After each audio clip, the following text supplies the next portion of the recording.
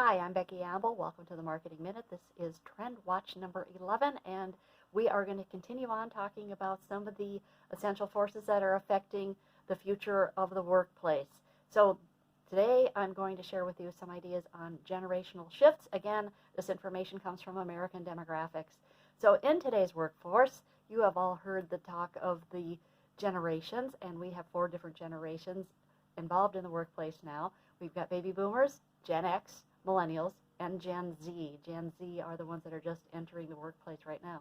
So this creates a complicated dynamic of different working styles and productivity ideas and different values going on. So it is making it more of a challenge. And some of these dynamics are so complex that companies have been hiring generational consultants to come in and help them figure out how to maneuver and work with management and come up with a plan. So the younger employees have the longest careers ahead of them, obviously, and they have the biggest stakes in what the long-term future will bring when it comes to the workplace. This is especially true for members of Gen Z, which are sometimes referred to as the digital natives, and their oldest members of Gen Z are now entering the workforce.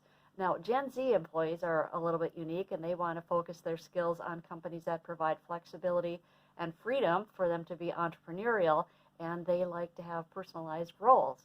They also see that the tech industry is their sweet spot. They've grown up with technology their whole lives, so a lot of them are pursuing technology-related careers. Meanwhile, we have the millennials, which is the largest group of generations in the workplace, and they are pushing harder than other groups have been for work-life balance, and especially now because many of them are at the age of being parents and are involved in parenting. And some of the push that we see from millennials is for flexible work hours, remote positions or work options, and they are becoming more progressive actually in how the typical workday is structured. So it's not necessarily you go to work at 8 and you finish at 5. There's getting to be some new ideas out there. And they are pushing probably the loudest for continuation of remote work and types of situations that we have seen during the pandemic, and they are pushing for that probably to continue. We will see. Keep in mind that older generations, the Gen X and baby boomers, are reaching the pinnacles of their career. In fact, baby boomers started retiring about 10 years ago and are continuing to do that.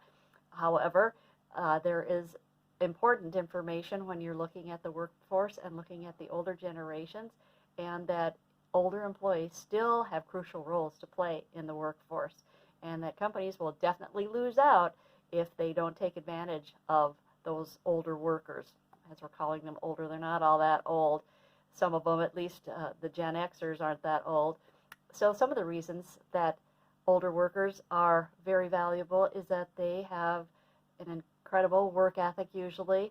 They like to work longer, often do work longer and harder than the younger employees, and they bring a considerable experience and institutional knowledge to each organization, or possibly to new organizations from outside of the current company that they might be at.